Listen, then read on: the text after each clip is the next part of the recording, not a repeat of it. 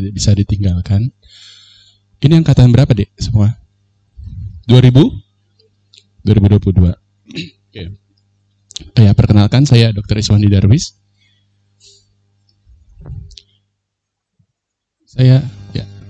Saya dosen di FK Unila sejak tahun 2010. Saat ini bekerja sebagai staf dosen di sini di Unila dan staf klinis di Rumah Sakit Abdul Muluk di penyakit dalam.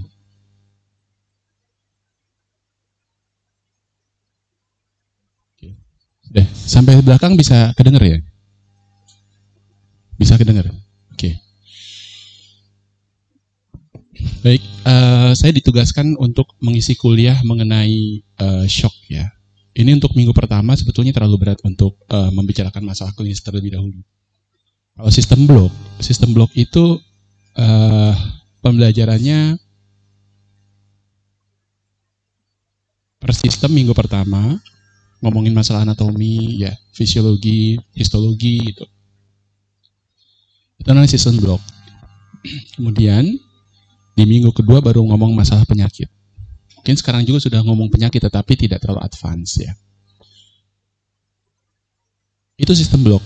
Dulu waktu angkatan saya 2004 dulu kuliah itu belum ada sistem blok seperti ini. 2004 itu kamu udah lahir kan ya? Masih main hujan-hujanan mungkin gitu ya. Baru lahir. Saya tua banget berarti ya. Beda 17 tahun berarti sama saya. Ya.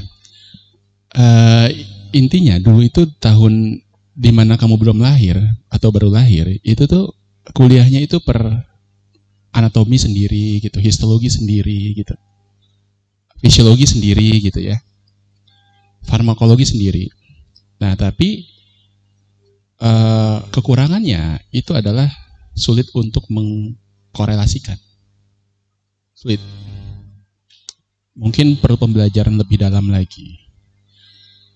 Sedangkan keuntungannya adalah kamu dalam untuk mempelajari sesuatu. Anatomi 1, 2, dan 3. Fisiologi 1, 2, dan 3 gitu. Jadi semuanya dalam. Kalau sekarang kelebihannya itu bisa mengkorelasikan. Jadi satu blok kardiovaskuler berarti anatomi numplok di situ, fisiologi numplok di situ, farmakologinya juga sama di situ. Tapi kekurangannya terkesan kamu terlalu superficial untuk mempelajari sesuatu itu penyakit. Gitu. Lebaran kemarin udah pulang kampung kan ya? Sudah jadi dokter belum? Tante tolong tensi gitu. Ditanya gitu. Ya, padahal kan kamu baru belajar biologi sel, baru belajar kimia medik ya, fisiologi medik ya.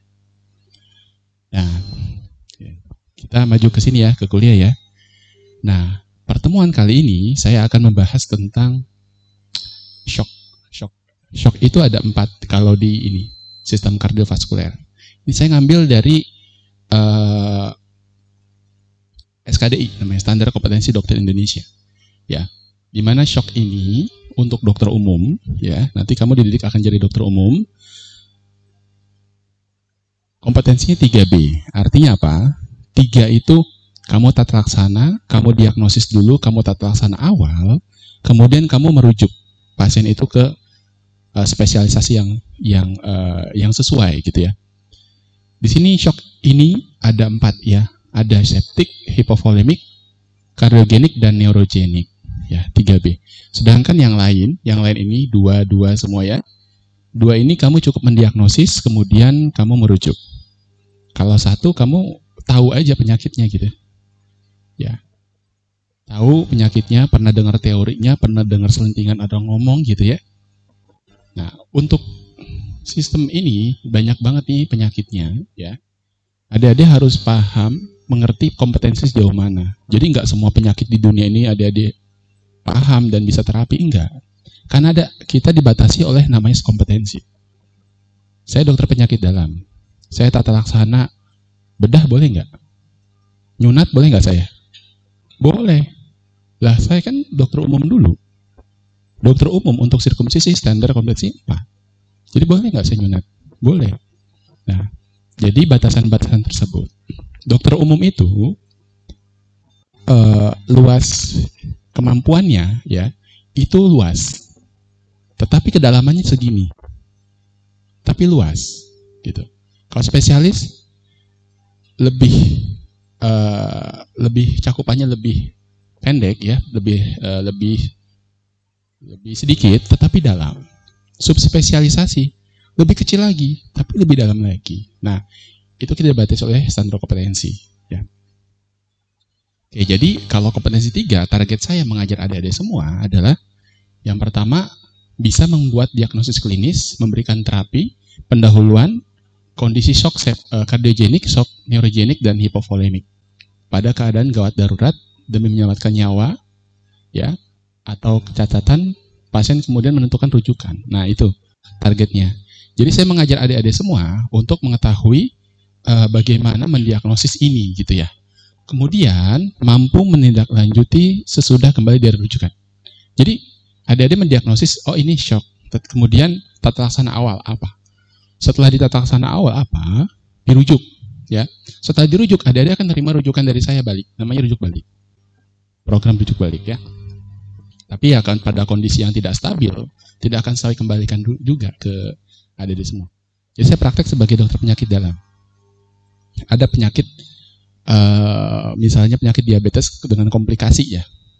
Itu saya tata laksana dulu. Tapi ketika dia sudah stabil, saya akan kembalikan rujukan itu ke puskesmas, yang mana adik-adik akan bekerja nantinya. Jadi pertama nanti adik lulus, intensif kan ya. Nah itu diletakkan di puskesmas dan rumah sakit yang akan bertugas sebagai dokter UGD dan dokter ruangan. Ya.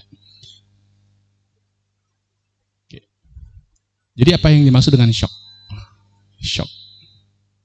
Shock adalah penurunan perfusi jaringan. Paham nggak? Amar, Asdos 2022. Asus apa kamu, Dek? Asus anatomi. Anatomi. Oke. Ya, ini jantung ya, Dek ya. Amar ya, Amar. Ini Amar, ini jantung. Jantung tuh ada berapa ruangan sih? 4. Ventrikel kanan, ventrikel kiri, atrium kanan, atrium kiri gitu ya. Oke. Amar bisa jelasin nggak bagaimana proses si jantung ini, ya, sirkulasi sederhana dari seluruh tubuh masuk ke jantung, nggak masuk ke paru, masuk ke jantung lagi sih. Boleh jelaskan? Izin memperkenalkan diri, Dok, nama saya Amar. Jadi kita mulai dari tadi udah tahu ruangan. Kita mulai dari ventrikel kiri. Jadi ventrikel kiri itu adalah tempat di mana jantung akan memompakan darah bersih atau darah yang kaya akan O2 setelah dari paru-paru. Nah, dari ventrikel kiri memompa darah nih ke seluruh tubuh kita. Nah, akhirnya terjadilah proses-proses yang perfusi segala macam. Nah, terus kemudian dari kapiler akan berubah di ujung-ujung darah itu ditukarlah dari yang bersih ke yang kotor atau yang kaya akan CO2. Nah, dari kapiler itu nanti untuk yang bagian bawah tubuh melalui vena cava inferior, kalau yang bagian atas tubuh melalui vena cava superior akan berpindah ke bagian dari atrium dextra. Nah, di bagian dari atrium dextra diterimalah darah-darah tersebut. Lalu dari atrium dextra tidak langsung ke paru-paru, tetapi ke ventrikel yang dextra terlebih dahulu melalui sebuah katup, yaitu katup tricuspidalis. Nah, terus kemudian dari ventrikel yang kanan dia akan memompakan darah ke paru-paru. Nah, dari paru-paru tersebut dibersihkanlah darah-darah tadi sehingga terjadi perubahan antara CO2 terus kemudian jadi O2. Nah, dari paru-paru kemudian kembali lagi ke bagian atrium yang sinistra baru ke ventrikel sinistra. Oke, terima kasih. Tepuk tangan buat Amar ya. Oke, terima kasih. Jadi gini, perfusi, difusi, dan ventilasi tahu? Fisiologi siapa? Astos fisiologi yang mana bajunya? Warna biru, oke. Warna biru. Nanti, histologi nanti ya dapat. Ya, coba fisiologinya gimana? Ventilasi, difusi, perfusi. Izin menjawab dok, jadi pertama-tama itu dimulai dari ventilasi. Nah, ventilasi itu kan masuknya udara ke dalam paru-paru ya. Masuknya udara itu karena adanya perubahan tekanan. Nah, udara yang ada di paru-paru, khususnya oksigen, dia itu akan mengalami difusi ke dalam darah. Di dalam darah, oksigennya itu bakal dari paru-paru melewati vena pulmonalis masuk ke atrium sinistra dari jantung. Dari atrium sinistra dia akan lanjut ke ventricle sinistra lalu dipompa ke seluruh tubuh.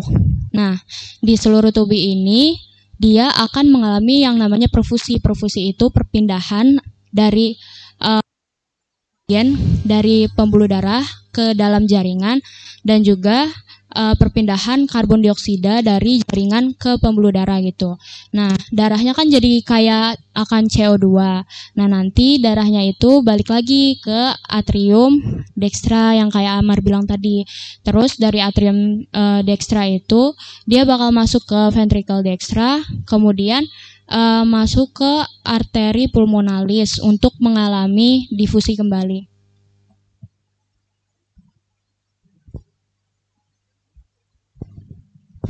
Oke, benar juga ya.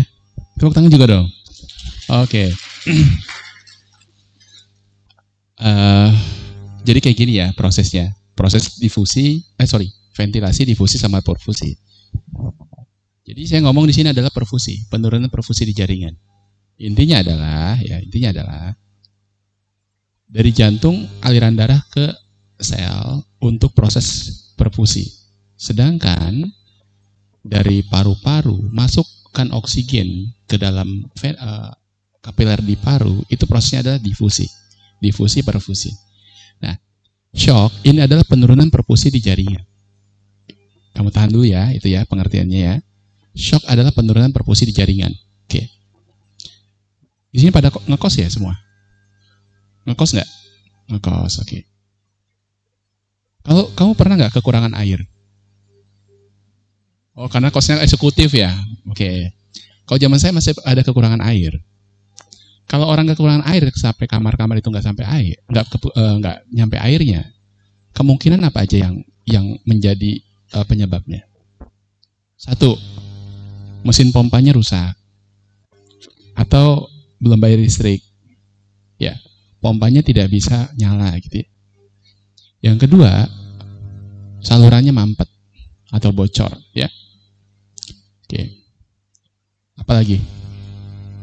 Kering, betul, kering. Jadi musim kemarau, sehingga tidak bisa dapat air. Nah, ibaratnya tubuh kita di dalam sel, unit fungsional yang paling kecil, itu tidak bisa mendapatkan oksigen. Ya, perfusi itu adalah pertukaran oksigen di jaringan gitu ya. Tidak bisa mendapatkan oksigen. Yang salah pertama adalah mungkin jantungnya bermasalah, mungkin pembuluh darahnya bermasalah, atau cairannya nggak ada gitu. Oke, sudah disimpan ya, kayak gitu ya. Jantungnya, pembuluh darahnya, atau darahnya itu sendiri yang nggak ada.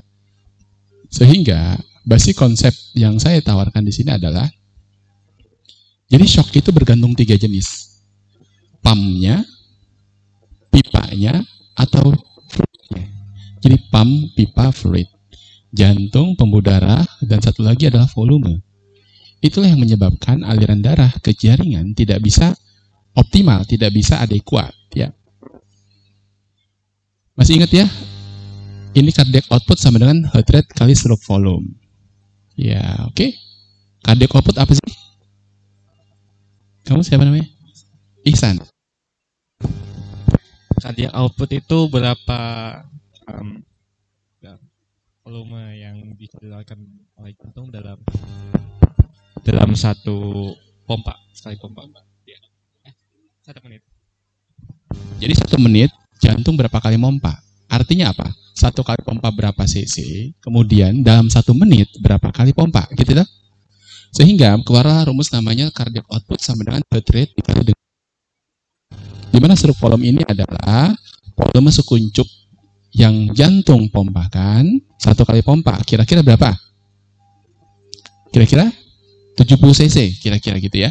Satu kali genjot 30 cc, satu kali genjot 30 cc. Kemudian heart rate ya, denyut jantung normalnya berapa? Tergantung usia. Kalau bayi tepat 100 lebih dari 120 dia. Usia kamu deh berapa? 60 sampai dengan 100 kali itu normalnya. Udah, kita kasih tengah-tengah 80 aja. Oke. Ya, 80 kali 70 berarti 5.600. Jadi dalam 1 menit ya, jantung manusia akan memompahkan 5,6 liter ya, 1 menit. Kali dengan 60 1 jam, kali dengan 24 kira-kira berapa tuh? Itulah kerja jantung kamu. Ya. Apa yang terjadi ketika jantungnya berhenti? Tiba-tiba nggak bisa mompa, akibatnya aliran ke otak nggak bisa, kemana-mana nggak bisa, gitu kan? Nah, akibatnya langsung mati mendadak. Nah, itulah disebut sebagai serangan jantung. Ya, itu basic konsepnya adik-adik semua. Kemudian nggak terlalu kelihatan ya dia. Ini bisa dimatikan nggak ya? Bisa. Boleh dimatikan lampu yang depan? Oh, itu asisten fisiologi juga. Oh. Nanti kamu saya tanya ya. Bajunya asisten biokim nggak ada? Oh, belum jadi. PK nggak ada PK? Oh, nggak ada. Ya. Jadi shock itu, oke, yang akan saya bicarakan di sini adalah shock kardiogenik, hipovolemik, dan neurogenik. Nah, di mana ketika kardiogenik ini adalah suatu shock, penurunan perfusi jaringan, yang salah adalah jantungnya. Itu disebut shock kardiogenik. Yang kedua adalah shock hipovolemik, di mana shock ini, anak saya mana tadi? Oke, shock hipovolemik adalah adanya penurunan volume cairan, ya. Yang ketiga adalah shock neurogenik. Neurogenik ini disebabkan karena adanya vasodilatasi. Nanti saya akan sebutkan. Sebetulnya masih ada lagi shock selain neurogenik, namanya shock septic. Ya. Oleh karena itu, saya sebutkan di sini ada 4 sebetulnya. Ada distributive shock, ada cardiogenic shock, obstructive shock, dan hypovolemic shock. Ini pembagian besarnya. Kalau distributive shock, yang salah adalah pembuluh darahnya. Nah, ada septic shock, neurogenic shock, sama anaphylactic shock. Sedangkan shock kardiogenik bisa karena gagal jantung, dilatasi kardiomiopati, kawasitidisis, dan MIS-C namanya, multisystem inflammatory syndrome in children. Kemudian ada obstructive shock, ada cardiac tamponade. Ada yang tahu nggak cardiac tamponade? Apa? Tamponade cordis. Ada yang tahu? Asisten fisiologi? Cardiac tamponade, tahu nggak? Anendra, Dava, panggil ya. Tamponade kardiak, tahu? Kayak disumbat di alirannya. Kalau apa penyebabnya kurang tahu dok. Tapi kalau tamponade itu kayak sumbatan di saluran. Saya ke belakang. Kalau di belakang nih calon-calon pejabat biasanya. Di depan tuh peneliti biasanya nih. Peneliti. Ya, sini dokter spesialis semua di sini kayaknya nih. Di belakang dokter spesialis obgyn sama bedah kayaknya. Oke, kamu Dek. Apa? Tamponade cordis, tahu nggak? Tamponade cordis, tahu? Nggak tahu. Kamu? Nggak tahu? Oke, nggak tahu ya, nggak apa-apa. Jadi tamponade cordis adalah ini Dek. Ini jantung nih ya. Jantung. Di dalam jantung itu ada namanya selaput jantung. Ya, di dalam selaput jantung ibarat kayak paru ya. Di torak itu ada pleura visceral dan pleura parietal, betul? Oke, di dalamnya adalah cavum pleura, betul ya? Yang berisi cairan, yang fungsinya adalah untuk lubrikasi supaya paru-paru itu bergerak tidak sakit, gitu ya. Nah, di dalam jantung ini dia bergerak seperti ini, yang gerak itu adalah ototnya, sedangkan perikardiumnya itu, sarungnya itu tidak bergerak secara dinamik gitu ya. Nah, ini ada selaputnya di sini, selaput visceral dan selaput parietal. Gimana apa yang terjadi ketika kavum perikardium yang memisahkan ruangan antara perikardium yang parietal dan visceral itu terisi cairan. Apa yang terjadi? Mendesak toh? Mendesak sehingga dinding jantung akan menyempit. Ibarat kamu ruangan ini didorong dari samping kanan, samping kiri, atas, bawah. Apa yang terjadi? Sesakan. Sehingga aliran darah yang masuk dari atrium, dari paru-paru ke dalam jantung, dari seluruh tubuh ke dalam jantung terjadi nggak? Nggak terjadi. Akibatnya terjadilah penurunan aliran darah dari jantung ke seluruh tubuh. Itu namanya obstructive shock. Ya. Jadi salah satunya seperti itu. Cardiac tamponade. Apa yang harus dilakukan ketika jantungnya ini terisi cairan? Itu kan membesar ya. Berarti ditusuk dari sini. Tusuk, kemudian jarumnya itu menembus ke sini. Ya. Kemudian diselang, dialirkan. Kebayang nggak? Ibarat kayak ya efusi pleura. Sudah masuk blok respi belum? Nah, efusi pleura itu dikeluarkan caranya ya, ditusuk di sini. Ya, kemudian dikeluarkan aliran, dialir drainase. Nah, sama seperti ini. Nah, itu namanya obstructive shock ya, ada semua. Oke, kemudian ada namanya tension pneumotorak. Tension pneumotorak itu udara di dalam kavum pleura kemudian masuk ya, tekanan negatif akibatnya mendorong misalnya efusi pleura pneumotorak yang kanan mendorong jantung ke sebelah kiri sehingga jantungnya terpuntir gitu. Meninggal kalau nggak ditolong ya. Kemudian yang keempat adalah shock hipovolemik. Ya. Shock hipovolemik adalah suatu kondisi shock yang disebabkan karena adanya penurunan volume cairan. Bisa perdarahan, bisa diare. Luka bakar bisa nggak? Bisa. Kenapa? Luka bakar bisa. Pertanyaan saya. Cairan keluar kenapa?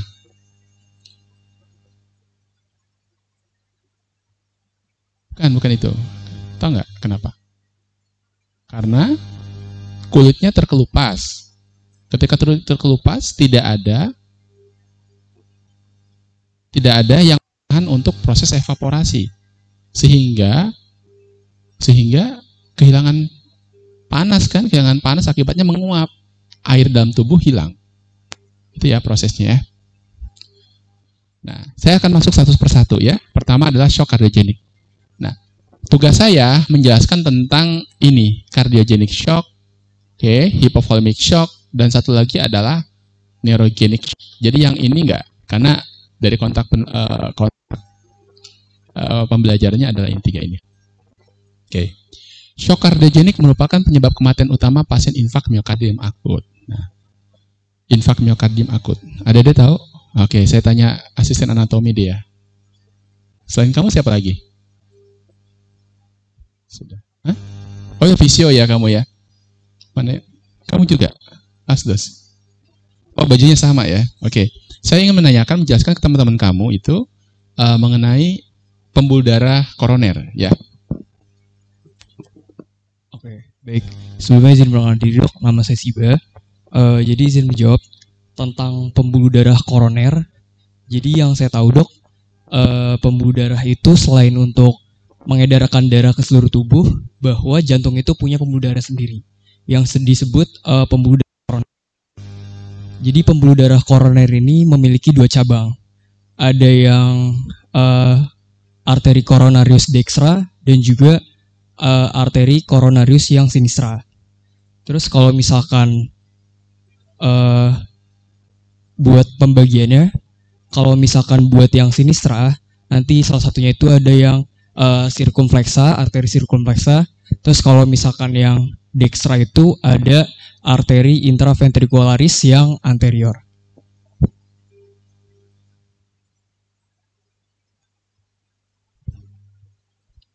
Kalau yang kanan itu tadi salah satunya itu ada arteri intraventricularis yang anterior dok.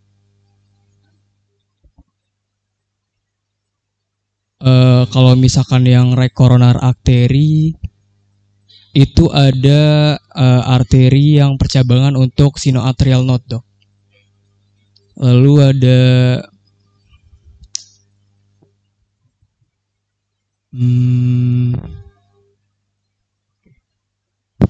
Jadi gini adik-adik semua. Ada dua pembuluh darah cabang. Jantung itu ibaratnya seperti ini. Nah gini. bentuknya seperti ini, menghadapnya ke sana. Dia ke apikolateral, ya. Oke. Apikolateral ya. Kemudian pembuluh darahnya itu ada yang sebelah kanan. Dia memperdarahi bagian kanan, bagian bawah, dan bagian posterior ke belakang gitu. Ya.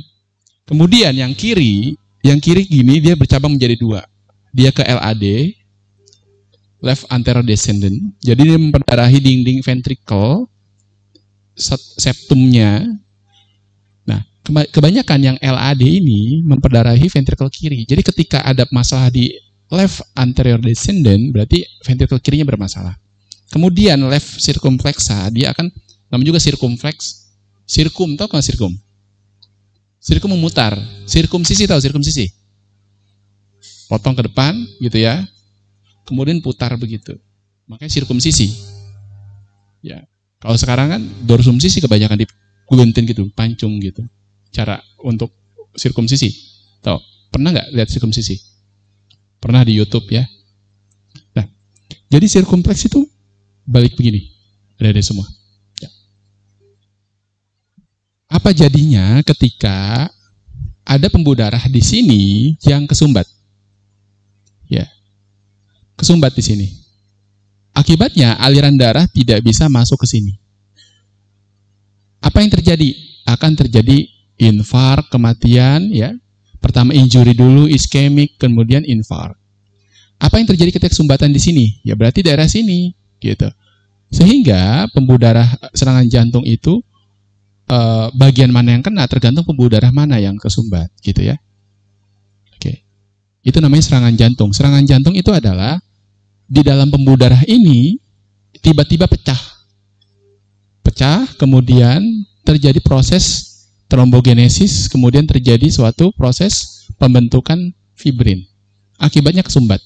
Ibaratnya seperti got gitu ya. Saluran air itu kesumbat oleh lumut. Oke. Kemudian ada sampah-sampahnya di situ. Akibatnya aliran darahnya tidak aliran sungai, aliran air di rumah tangga itu tidak akan berjalan lancar gitu. Nah, ini seperti ini ya. Itu namanya adalah serangan jantung. Oke, saya balik ke sini. Shock kardiogenik merupakan penyebab kematian utama infarksi infark miokardium akut. Next lagi.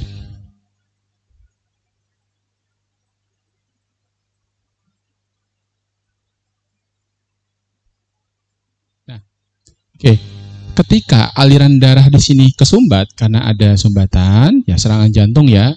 Serangan jantung itu istilahnya adalah pembuluh darahnya itu, pembuluh darah itu ya harusnya licin seperti ini, adik-adik semua, licin ya. Tetapi ada proses aterosklerosis namanya. Jadi pembentukan penyempitan pembuluh darah lumennya. Jadi ini dinding ini lumen pembuluh darah ya, adik-adik semua ya. Di dindingnya itu dia akan menonjol ke dalam. Oke, sudah kebayang. Nah, menonjol ke dalam itu isinya apa? Isinya awalnya adalah lemak. Lemak LDL teroksidasi jadi foam cell gitu ya. Foam cell-nya itu akan mendorong pembentukan neointimal. Jadi tunika pembuluh darah kan ada 3 ya. Apa aja? Intima, media, dan adventitia gitu ya. Neointimal isinya adalah pembuluh darah. Isinya adalah otot polos. Nah, dia akan memperbanyak diri karena ada proses inflamasi, pembentukan foam cell di dalam situ.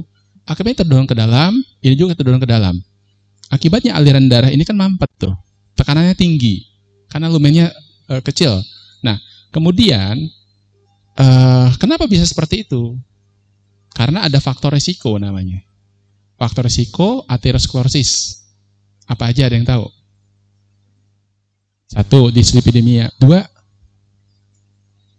diabetes. 3, merokok. Di sini ada yang merokok? Ada yang merokok? Oke. Ketiga, yang keempat apa? Genetik. Oke, family history. Misalnya ada orang tua, ada semua yang kena serangan jantung di usia kurang dari 45 tahun pada laki-laki dan perempuan di bawah 55 tahun. Itu ada faktor risiko. Apalagi? Hipertensi. Apalagi? Obes. Ya. Kenapa obes bisa? Karena Karena kelainan metabolisme dia. LDL-nya naik, trigliseridnya naik, HDL-nya turun. Nah itu adalah faktor risiko. Ada semua. Tapi faktor risiko itu bukan etiologi. Bedakan antara etiologi dengan faktor risiko. Ya, kamu merokok, kamu beresiko. Terjadi serangan jantung di usia kamu 45 tahun. Oke? Kamu diabetes. Kalau kamu diabetes, memiliki risiko. Tetapi apakah itu etiologi? Ya bukan. Bukan etiologi. Etiologinya adalah serangan jantung ya pecah. Aterosklerosisnya ini, ketika dindingnya ini masuk ke dalam, gitu, lumennya sempit, tekanannya tinggi. Ketika kamu stres, habis olahraga, kemudian stres habis olahraga dan sebagainya, akibatnya tunika medi atau tunika intimanya, dia akan pecah. Ketika pecah, terjadilah proses trombogenesis. Trombosit akan nempel, kemudian akan terjadi aktivasi faktor koagulasi. Oke, ada yang tahu faktor koagulasi apa kemana-kemana gitu? Ada yang tahu nggak? Yang pinter gini ngejelasin presiden apa? Asdos PK, ada nggak Asdos PK di sini? Kenapa nggak ada? Belum ada? Oh, belum ada. Oke. Jadi proses itu dari 12 menjadi 12A, 11 menjadi 11A, ujung-ujungnya bisa terbentuk suatu trombin, ya. Nah, akan terjadi sumbatan di dalam pembuluh darah ini, kesumbat. Ibarat seperti gorong-gorong kesumbat sama sampah. Akibatnya tidak ada aliran. Nah, ketika tidak ada aliran di sini, ya, adik-adik semua, aliran di sini nggak bisa. Otot jantung 5 menit aja nggak dapat darah, itu sudah terjadi injury. Terus sampai 30 menit apa yang terjadi? Terjadi infark. Infark rusak. Nah, ketika rusak, ada 3, kalau sel itu terjadi kerusakan, ada 3 pembagian. Pertama, sel stabil, sel labil, sama sel permanen. Jantung ada sel permanen. Sehingga ketika terjadi kerusakan, dia tidak bisa diganti dengan jaringan yang sama. Kalau sel yang stabil, sel labil ya, sel labil itu kulit. Dia akan rusak, kemudian akan tumbuh lagi, itu sel labil. Kalau sel stabil adalah ketika rusak, dia masih bisa diregenerasi. Itu stabil ya. Nah, otot jantung dan otak itu adalah sel yang permanen. Sehingga ketika terjadi infark, ketika terjadi kerusakan, dia tidak akan digantikan dengan jaringan yang baru, jaringan yang sama fungsinya enggak. Sehingga terjadi proses pembentukan fibrosis. Itu lama. Tapi ketika serangan jantung, ya, adik-adik semua, tersumbat di sini, alirannya mati, ototnya nggak gerak. Apa yang terjadi ketika ototnya gerak? Nggak gerak. Nggak bisa memompahkan darah ke seluruh tubuh. Akibatnya aliran ke otak nggak bisa. Terus apalagi? Ke ginjal nggak bisa, ya. Apalagi? Ke semua tubuh nggak bisa. Pasien tiba-tiba main tenis, terus megang dada, jatuh, jantungnya berhenti. Apa yang kamu lakukan? RJP. Kalau nggak ada sirkulasi, kalau jantungnya berhenti, jadi pacu jantungnya supaya dipompa. Udah pernah belum mompa? Belum. Nanti ya koas ya, kamu mompa ya. Oke, dipompa, diberi kompresor, diberi kompresi. Kalau jantungnya nggak gerak, nggak mompa, napasnya ada nggak? Nggak ada, berarti kamu kasih napas tambahan buatan, ya, dihitung dan sebagainya. Ada latihan bantuan napas dasar ya, ada nggak? Ada nggak? Ada. Biasanya apa, organisasi apa tuh yang itu? Oh ya, Pakis ya, pencinta alam. Nah itu diajarin. Tapi udah praktek ke manusia asli belum? Belum. Biasanya kamu akan gagap itu. Apalagi kamu koas, tiba-tiba jaga pertama, koas pertama, tiba-tiba ada pasien nggak sadar, kamu bingung pasti. Oh, ini mau diapain ini? Nah, jadi seorang dokter itu, nanti adik-adik akan jadi dokter, sama seperti saya. Itu selain pinter teori, harus bisa praktek juga adik-adik semua. Dan practice itu make perfect. Jadi kalau untuk bisa kamu mompa betul, bisa pasang infus, ya harus praktis yang banyak gitu ya, adik-adik semua. Saya tidak bisa juga masang infus kalau saya tidak belajar. Saya tidak bisa masang alat bantu napas kalau saya tidak belajar. Saya belajar juga. Dan nanti adik-adik juga akan mengikuti proses seperti saya nantinya untuk jadi dokter. Ya. Oke, sudah paham belum kenapa bisa meninggal pada orang serangan jantung? Ya. Kalau di luar negeri itu ada namanya AED, alat defibrilator, alat eksternal defibrilator. Jadi alat defib yang eksternal, di mana ada teknologi, ada teknologi di mana dia tuh bisa pompa sendiri, gitu. Orang berbaring, kalau kita kan pompa gitu ya. Kalau dia ada alat yang kayak robot mekan sendiri, ada. Dan harusnya di Fakultas Kedokteran ini harus ada alat itu sebetulnya. Minimal defibrilator. Jadi ketika aliran darah ke sini turun, akibatnya ada konsleting listrik di sini. Akibatnya terjadi aritmia, ventricular tachycardia. Jadi jantungnya bergetar gini. Gini. Oke, terus cepet begini. Lama-lama mati rasanya. Orangnya mati. Saya tanya di sini ada nggak alat untuk nyetrum? Nggak ada. Harusnya ada semua. Harusnya tuh organisasi yang pencinta alam itu yang menyiapkan itu harusnya membuat proposal. Ini betul serius. Masa ada buaya mati di lubang sendiri? Malulah kamu nantinya. Mana orang itu, karena kalau jantungnya begini, apa yang dilakukan? Jantung itu geraknya kayak gini deh. Pernah lihat jantung bergetar ya? Nah, ini kayak gini nih. SA not, AP not, berkasis, kemudian itu ritmis dia. Tep gitu ya. Tapi ketika serangan jantung, itu tidak ritmis. Jadi ventricle tuh goyang gini. Ketika goyang gini, apakah ada aliran darah dari ventricle ke seluruh tubuh? Enggak ada. Kenapa ventricle begini goyangnya? Karena ketika diginikan, itu ada tekanan. Tekanan yang akan membuka katup aorta supaya terbuka, sehingga aliran darah masuk ke atas. Nah, ketika kamu memompa, tuh 1, 2, 3, 100 gitu ya, yang kuat, minimal 5 cm.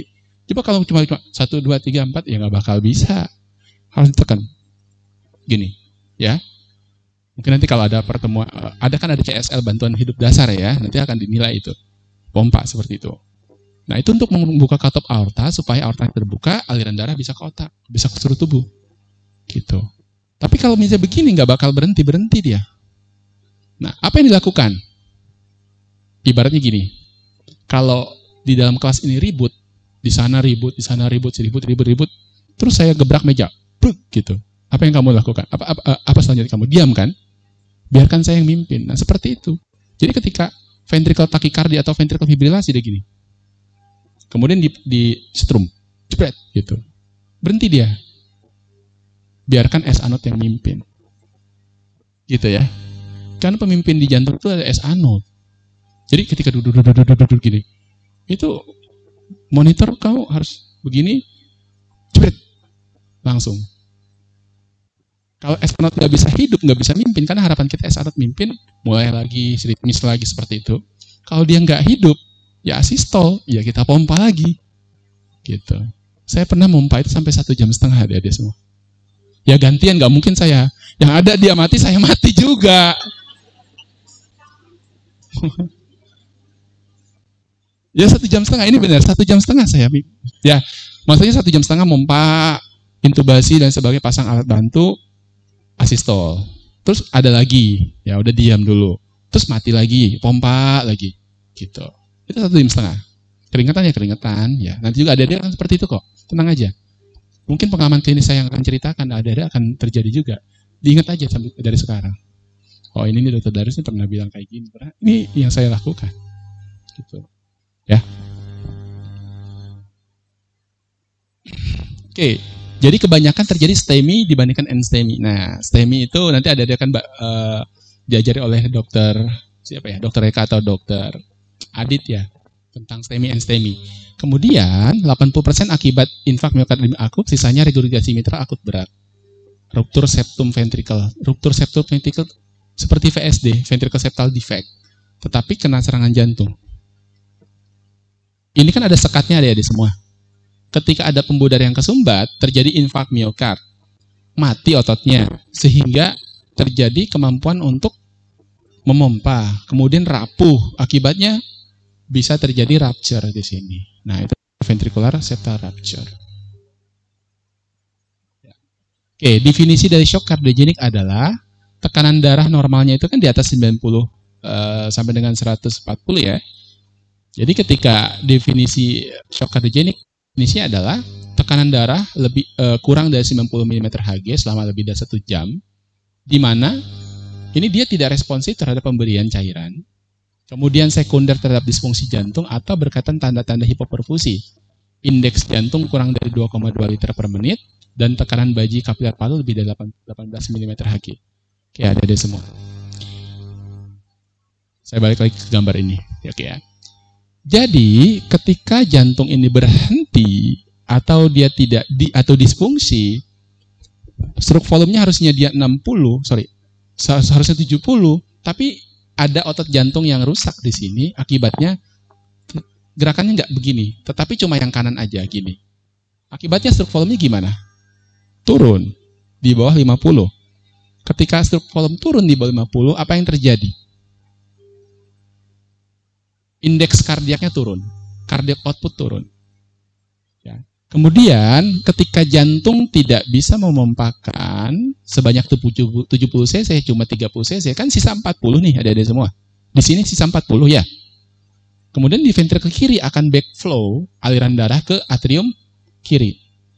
Kemudian akan backflow juga dari atrium kiri menerima darah dari mana? Dari paru, akan backflow ke paru, sehingga tekanan baji paru akan meningkat. Oke. Bisa paham? Ya.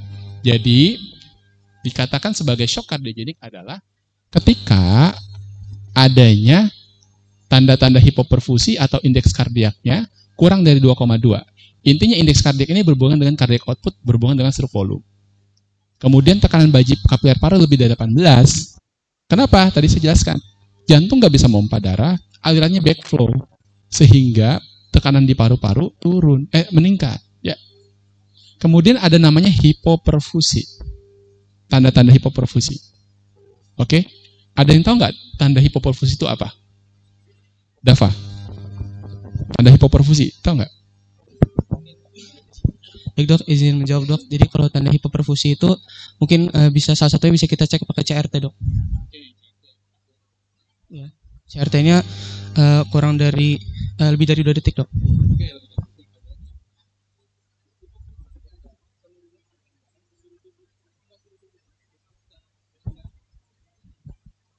Oke, jadi kalau misalnya ada yang ke otak itu dok, nanti penurunan kesadaran dok.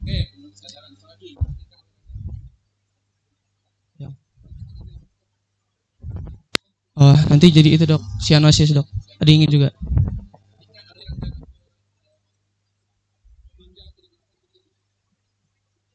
Penurunan GFR dok mungkin. Penurunan dok. Akut kidney injury dok. Ya.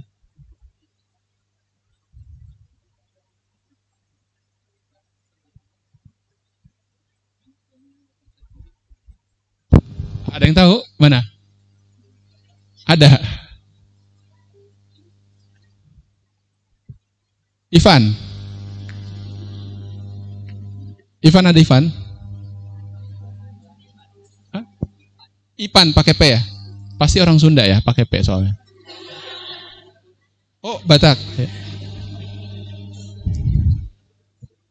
Oke. Ada tanda biokimia yang kita periksa ketika itu ini adalah hipoperfusi, ada semua. Mana? Oh kamu, oh Ivan. Ivan apa? Simorangkir. Damanik. Oke, Ivan Damanik. Apa tandanya biokimianya?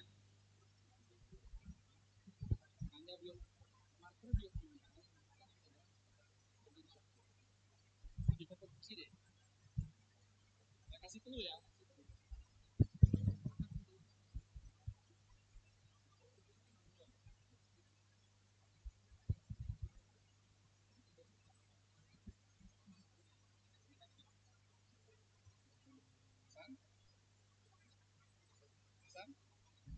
Asam lambung.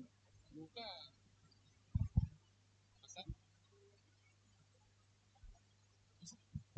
Asam laktat. Jadi laktat darah itu sebagai parameter terjadinya hipoperfusi ya adik-adik semua. Jadi periksa asam laktatnya. Itu masuk ujian saya nanti, ya. Oke. Ujiannya ya mudah-mudah aja lah ya.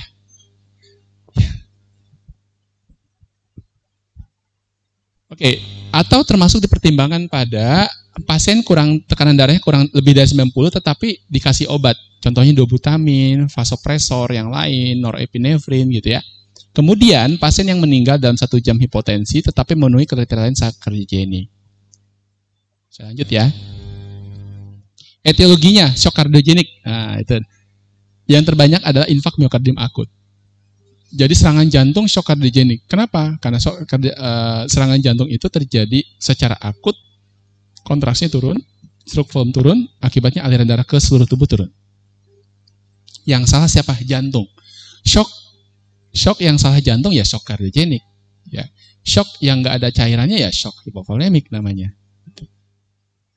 Bisa terjadi ruptur septum ventricle. Ruptur septum ventricle ini juga berhubungan dengan infak miokardium akut. Kemudian bisa ruptur disfungsi otot papilaris, bisa ruptur miokard keseluruhan, gagal jantung kronik atau kardiomiopati hipertrofik dan restriktif. Tapi yang kebanyakan konsennya di sini ada di semua, ya. Manifestasi klinis, anamnesis pada pasien dengan infak miokardium akut adalah ada nyeri dada dan sesak nafas, kemudian aritmia, palpitasi sinkop dan sebagainya. Ini saya akan lewat. Nah, ya, saya akan menjelaskan di sini. Ada perhatikan gambar sini. Jadi, ketika myocardial dysfunction yang disebabkan karena akut myocardial infarct, karena pada pasien dengan STEMI ya, akan terjadi iskemia dan inflamasi. Tadi yang sudah saya jelaskan. Perfusi di organ akan menurun. Oke? Kemudian apa yang terjadi? Volume akan overload. Kenapa? Karena aliran darah ke ginjal sedikit. Akibatnya apa? Tidak bisa mengeluarkan urin. Tidak bisa menghasilkan urin. Akibatnya volume overload. Kemudian akan terjadi penurunan cardiac output lebih kurang lagi. Karena yang salah adalah jantungnya. Oke, kemudian terjadi multi organ dysfunction, kemudian kematian. Nah, balik lagi tadi ya, ke adik-adik semua. Saya balik ke belakang. Oke. Ini adalah mekanisme kompensasi tubuh kita. Sebetulnya tubuh kita ini sudah disetting untuk pinter melakukan kompensasi, adik-adik semua. Jadi cardiac output merupakan perkalian antara heart rate kali dengan stroke volume. Yang mana stroke cardiac output ini berpengaruh sekali dengan blood pressure. Di mana blood pressure ini adalah hasil perkalian dari cardiac output dikali dengan systemic vascular resistance. Ya. Apa yang terjadi ketika stroke volume turun untuk mempertahankan cardiac output? Apa yang terjadi dengan heart rate? Meningkat. Oke, meningkat. Itu adalah mekanisme kompensasi pertama. Saking turunnya stroke volume, heart rate sudah naik, tidak bisa mengkompensasi untuk cardiac output. Apa yang terjadi ketika cardiac output turun? Tekanan darah turun. Nah, untuk mempertahankan tekanan darah sebenarnya ada satu mekanisme kompensasi lain adalah resistensi vaskuler. Pembuluh darahnya nyempit apa melebar? Melebar menyempit. Kamu punya selang. Kamu akan meningkatkan tekanan selangnya kamu apain? Sempitin. Mancur lebih jauh. Nah, seperti itu. Jadi ketika cardiac output turun, kompensasi tubuh kita adalah vasokonstriksi, dikencengin. Supaya aliran darah melesat sampai dengan perifer. Gitu ya. Itu adalah mekanisme kompensasi tubuh kita untuk memperbaiki tekanan darah. Nah, oleh karena itu, pada atlet terjadi bradikardi, betul? Kenapa? Karena pada atlet cardiac outputnya tetap, tetap cardiac outputnya. Saya baikin lagi. Kenapa pada atlet heart rate-nya itu turun? Karena strukturnya tinggi. Jadi ketika atlet itu sering lari, kardionya dipacu untuk 1 kali pompa, mungkin nggak 70 cc. Tetapi 1 kali pompa mungkin 100 cc. Ketika 100 cc dipompa, cardiac outputnya cuma 5,6, berarti butuh heart rate 56 kali per menit. Gitu. Coba kamu hitung denyut nadi kamu sekarang, berapa? Dalam 1 menit berapa? Bisa keraba? Kalau nggak keraba berarti meninggal pasiennya. Kamu nggak hidup kalau nggak ada keraba ya. Oke, sudah dihitung 1 menit.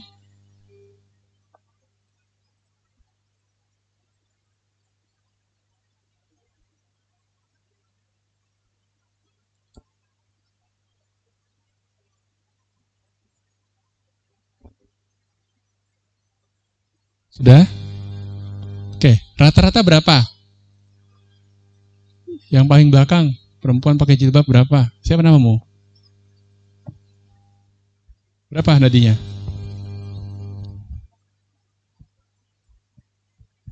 Berapa? Nggak bisa keraba?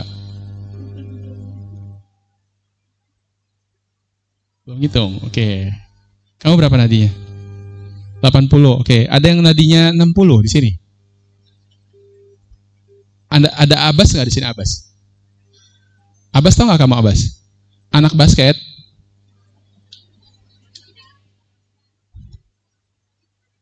Oh ya, kamu Abbas berarti ya? Oh ini, kamu? Oh kamu? Oh ya, berapa nadi kamu? 80, berarti kamu kurang olahraga kardio itu. Harusnya kalau misalnya kamu rajin latihan, heart rate kamu tuh rendah. Jadi saya cerita sedikit ya, pendidikan spesialis ya, boleh nggak? Boleh. Jadi pendidikan spesialis itu waktu semester pertama adik-adik semua, itu wajib olahraga. Olahraga itu entah bola, entah apa itu. Kalau rajin bola itu salah satu tiket masuk PPDS dulu tuh. Nah, semester 1, semester 2 atau 3 itu heart rate saya cuma 55 kali per menit.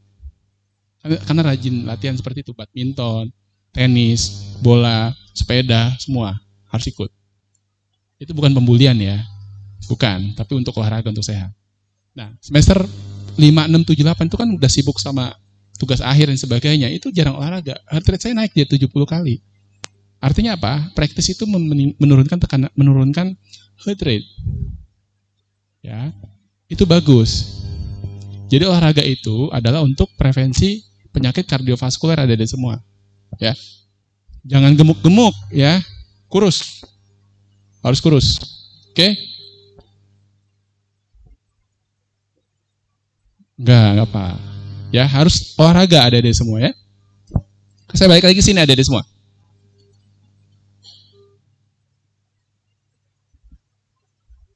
Oke, ini untuk latihan aja. Jadi ada namanya kriteria SCAI. SCAI itu adalah Society Cardiovascular Angiography and Intervention Stage. Jadi ada A, B, C, D, E. Ini adalah stadium shock kardiogenik yang terjadi pada pasien dengan shock dengan infark miokardium akut ataupun non infark miokardium akut. Ada bisa baca di sini. Jadi semakin ke E ini udah tidak bisa ditolong. Kalau A ini adalah shock kardiogenik yang hanya beresiko pada pasien-pasien dengan infark miokardium akut tapi tidak terjadi shock. Itu namanya SCAI A. Nanti saya akan buat pertanyaan. Seorang pasien datang dengan keluhan sekian-sekian, diagnosis adalah STEMI inferior. Tekanan darahnya saya akan kasih di situ. Stadium SCAI berapa pada pasien ini gitu. Ya, kalau stadium A ini belum ada tanda-tanda hipoperfusi. Belum ada, kesadaran masih baik, tekanan masih baik. Kalau B, itu sudah terjadi peningkatan denyut nadi sebagai mekanisme kompensasi untuk penurunan tekanan darah. Kalau C ini sudah terjadi hipoperfusi ditandai dengan peningkatan laktat darah. Kemudian sudah pakai satu obat, dikasih dobutamin. Nah, saya akan kasih seperti itu. Mungkin 5 pertanyaan. Dan masing-masing pertanyaan ini ibarat menjodohkan gitu ya. Menjodohkan itu seorang pasien sekali-sekalinya apa gitu ya. Ini akan keluar. Oke, saya lanjutkan. Tata laksananya. Tata laksana pada pasien dengan shock kardiogenik adalah mencegah kerusakan organ, kemudian vasopresor digunakan sesuai indikasi dan fibrinolitik. Jadi pada pasien dengan shock kardiogenik disebabkan karena infark miokardium akut dengan ST elevasi, maka dilakukan fibrolisis atau dipasang ring. Ya, di sini bisa nggak pasang ring? Di Lampung? Bisa di Abdul Muluk bisa, di Metro bisa. Ya, pasang ring.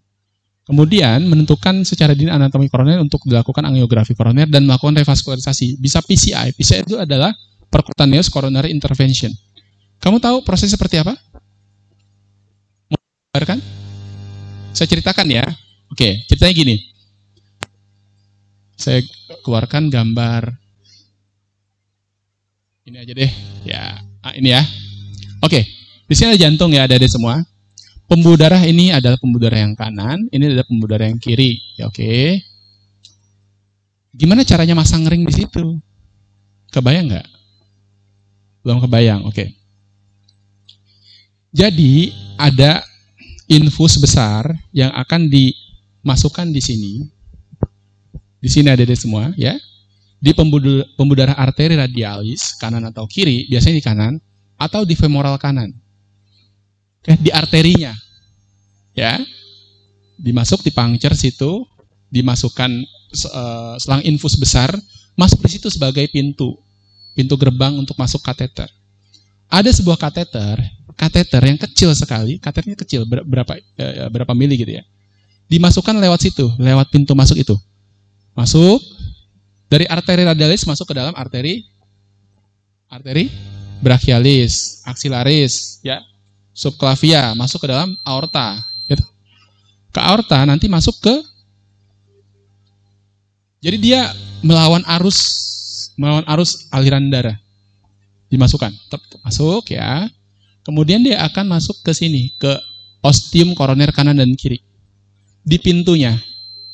Oke, gimana caranya kita menentukan tuh sumbatannya lokasi di mana? Itu terlalu sulit. Itu mata telanjang, nggak bisa. Berarti ada butuh panduan namanya sine, panduan namanya ronsen. Oke, ronsen ya. Ronsen kan cuma hitam putih. Gimana caranya sumbatan itu kelihatan? Adik-adik kalau mau melihat gelas, di ronsen ya nggak bakal kelihatan. Mau ngelihat bentuk dari usus, kalau di ronsen ya nggak bakal kelihatan. Ronsen itu hanya bisa menampilkan gambaran padat. Paru kelihatan, ya. Hati yang nggak bisa kelihatan juga sebetulnya. Tulang bisa kelihatan, paru nggak kelihatan sebetulnya, kan hitam aja. Tulang kelihatan, ya. Itu padatan. Sehingga untuk menangkap, untuk memberikan bentuk dari pembuluh darah itu, apa yang dilakukan? Dikasih namanya zat kontras. Di mana kontras tersebut ketika di ronsen seperti gambaran tulang gitu putih. Oke. Nanti kateter yang masuk ke dalam jantung itu, di pintu masuk ostium koroner kanan dan kiri, dimasukin zat kontras, disemprot dari sini. Cus, masuk ke dalam pembuluh darah, di sini, ditangkap di belakang. Jadi seperti gambaran putih, kalau putihnya lebar begini, normokoroner namanya. Tapi ketika gini terus bumpet, nggak ada alirannya bumpet, berarti sumbatannya di situ gitu. Nyambung nggak? Apa yang terjadi ketika sumbatan? Ibarat seperti gorong-gorong, ya. Bayangkan gorong-gorong. Untuk sampahnya itu bisa jebol, diapain? Digosok-gosok gitu kan? Nah, sama seperti itu. Jadi di dalam kateter itu ada namanya wire kecil, kawat kecil, dimasukkan melalui kateter, gitu. Udah ketahuan tuh sumbatan di mana. Kalau sumbatannya kurang dari 12 jam, onsetnya nyeri dada kurang dari 12 jam, trombus itu masih empuk, masih lunak. Sehingga ketika didorong, lancar gitu. Di sini lagi, disemprot lagi, udah lancar. Udah, kebayang nggak? Kemudian, yang wire itu melewati daerah lesi, daerah yang sumbatan. Nanti dari bawah lagi, dipasang balon, dimasukin balon. Krek, dibuka. Aliran lancar lagi. Tapi ketika balonnya deflatekan, dikempeskan lagi, bumpet lagi. Apa yang dilakukan? Dipasang ring. Masuk lagi dari sini. Masuk lagi, ringnya kebuka. Akibatnya disangga supaya aliran darah lancar. Itu proses dari pemasangan ring jantung, ada di semua.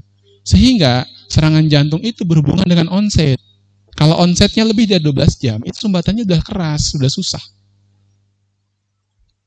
Kebanyakan orang meninggal itu kalau Datangnya telat dia. Kan belum datang ke tukang urut dulu, diurut-urut. Nyeri dada, ditepok-tepok dulu apa yang kayak di apa? Di 21 tuh, tepok-tepok gitu ya. Dikerik-kerikin gitu ya. Saya banyak nemukan pasien serangan jantung datang udah merah-merah semua. Sini sampai sini semua. Biar anginnya keluar gitu katanya. Nah, oleh karena itu ini peran-peran adik-adik semua untuk memberikan edukasi kalau serangan jantung tuh ya seperti itu. Bisa meninggal ya bisa. Kalau orang kampung ngomongnya angin duduk ya. Angin duduk kan? Jadi orang kampung tuh nggak tahu namanya infak miokardium akut, nggak tahu STEMI, taunya angin duduk. Ya, sudah kebayang? Itu adalah tindakan reperfusi. Kalau CABG beda. CABG adalah pembuluh darah ini dicangkok. Dari mana? Dari pembuluh darah kaki. Pembuluh darah kaki, vena vena magna, itu diambil, kemudian disambung dari aorta, disambung ke sini. Itu namanya CABG, bypass namanya, operasi. Jadi membuat pembuluh darah baru. Gitu ya. Itu namanya CABG. Coronary artery bypass graft namanya. Ya.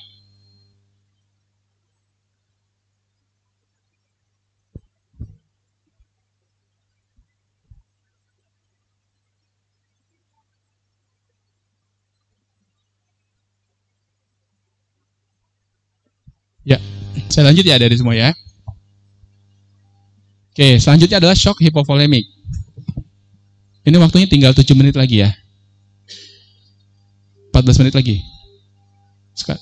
13 ya. Oke, 13 menit. Semoga cukup ya. Shock hipovolemik adalah shock yang disebabkan karena penurunan volume darah. Intinya seperti itu ya. Sehingga penurunan tekanan darah yang akan menurunkan perfusi di jaringan. Kalau konsep ini kamu udah jelas. Nah, intinya adalah terjadi penurunan intravaskular volume, kemudian akan terjadi venous return-nya menurun, cardiac output menurun, terjadilah shock. Apa aja etiologinya? Yang pertama adalah perdarahan. Bisa juga kehilangan plasma, kehilangan cairan ekstraseluler, perdarahan bisa perdarahan hati, ya. Subhematom subkapsular hati. Hati itu pembuluh darahnya banyak. Dari pembuluh darah mesenterika ya. Dan pembuluh darah arteri dari vena itu ada 3 jenis. Arteri hepatika, vena hepatika, dan satu lagi adalah vena porta hepatika. Kemudian aneurisma aorta yang pecah. Jadi aortanya pecah dari semua. Meninggal pasien. Perdarahan garis intestinal biasanya pada usia tua, banyak makan jamu, bahkan banyak makan wines ya, terjadi pengeroposan dari dinding gaster, akibatnya terjadi perlukaan. Oke. Kemudian kehilangan plasma, bisa luka bakar, pankreatitis, desquamasi kulit. Desquamasi kulit ini pada pasien dengan sindrom Stevens-Johnson biasanya. Kemudian ada kehilangan cairan ekstraseluler, bisa muntah, dehidrasi, diare, dan sebagainya. Itu bisa menyebabkan shock hipovolemi. Kemudian patofisiologinya. Jadi pada mikrosirkulasi, curah jantung bisa turun, tahanan perifer meningkat, mikrosirkulasi vasokonstriksi. Ini adalah beberapa patofisiologi yang terjadi pada pasien-pasien dengan shock hipovolemi. Ya.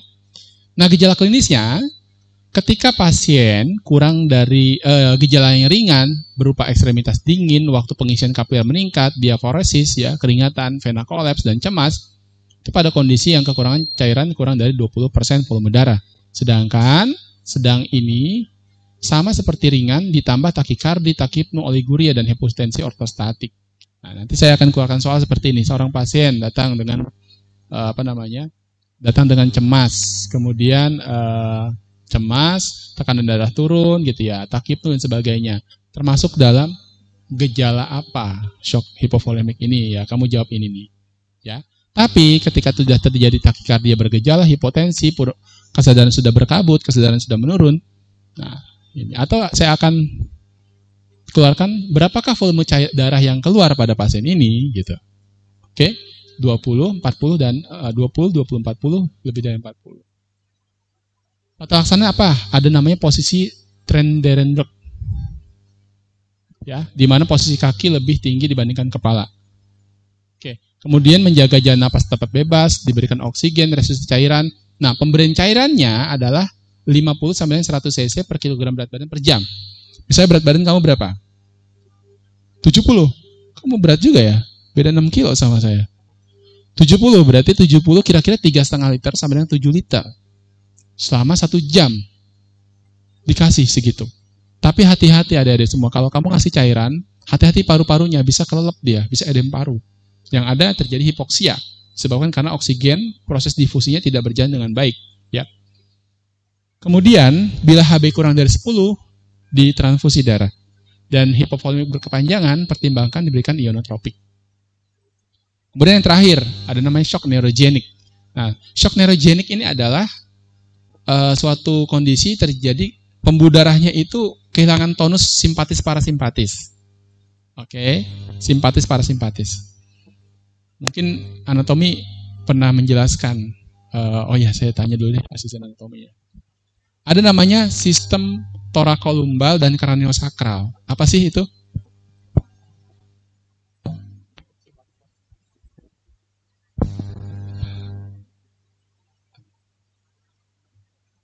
Damar, dok. Damar. Damar. Iya.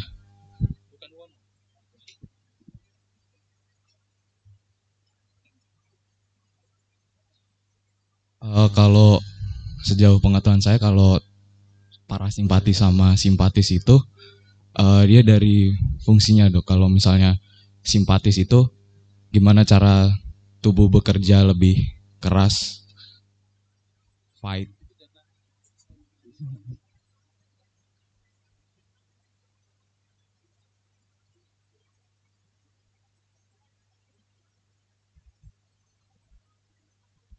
Ini ya, dok, ya, dari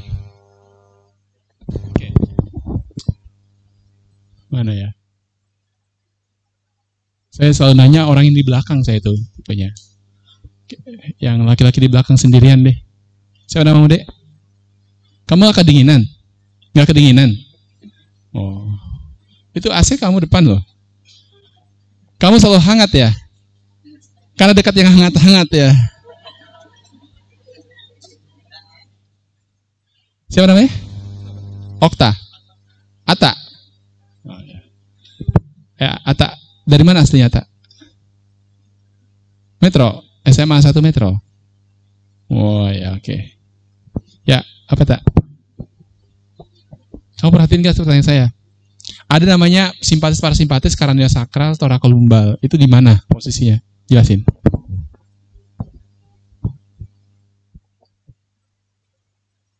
Vertebre, dok. Vertebre.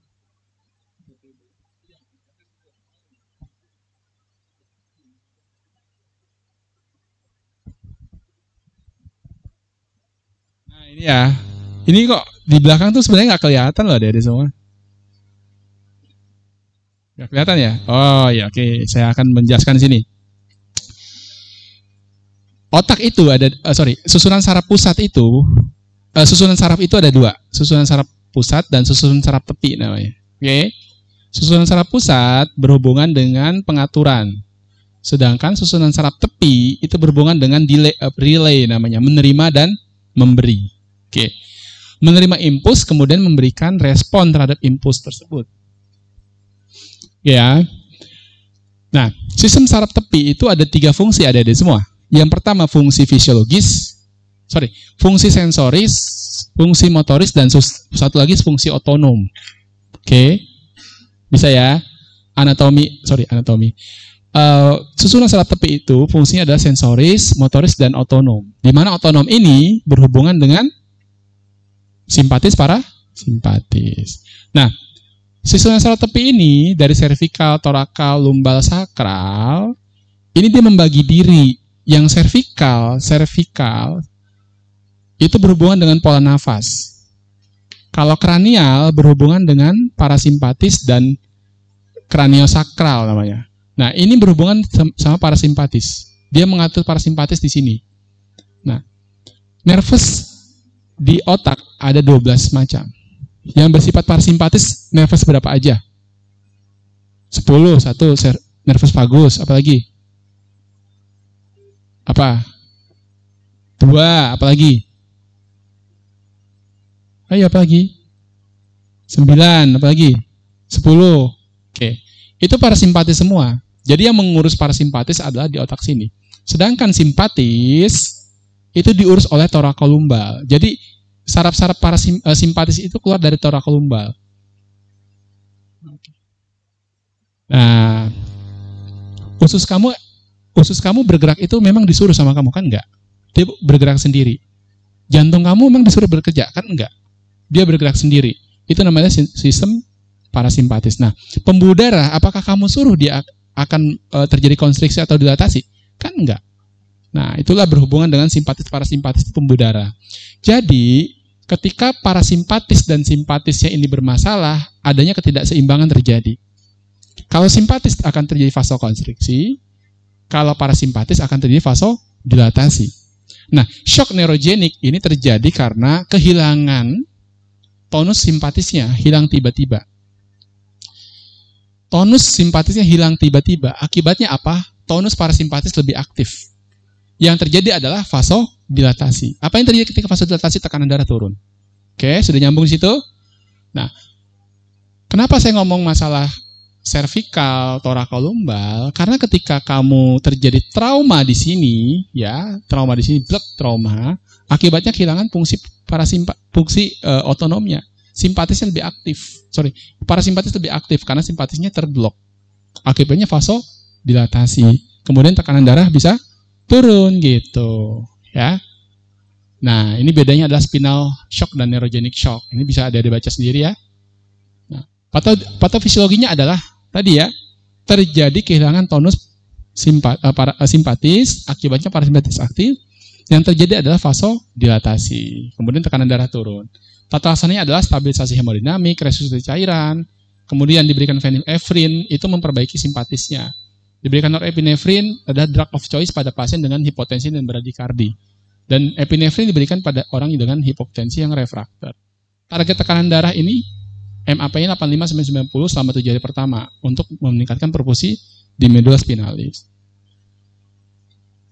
Ini sebagai catatan ya, take home message untuk adik-adik semua belajar di rumah. Shock itu dibagi 4 ya. Hypovolemic shock yang disebabkan karena adanya penurunan cairan, cardiogenic shock disebabkan karena adanya masalah di jantung, terbanyak adalah pasien dengan STEMI ya, infark miokardium akut dengan segmen ST elevasi. Kemudian obstructive shock yang disebabkan karena adanya tamponade, tapi ini enggak saya jelaskan. Nanti ada dokter bedah yang akan menjelaskan itu. Kemudian distributive shock yang terjadi karena adanya pelebaran dari pembuluh darah, vasodilatasi. Contohnya adalah neurogenic shock yang sudah kita bahas. Septic shock dan anaphylactic shock akan dibahas di blok yang lain. Nah, ini adalah sebagai rangkuman ya. Obstructive shock, distributive shock, cardiogenic shock, dan hypovolemic shock terjadi kenapa? Obstructive shock terjadi karena aliran darah ke jantung sedikit, disebabkan karena perfusi, disebabkan karena tamponan di jantung, bisa pneumotorak, dan sebagainya. Distributive shock terjadi karena adanya pembuluh darah yang melebar, akibatnya aliran darah ke sini tidak bisa. Yang disebabkan karena neurogenik, septic, ataupun anafilaktik.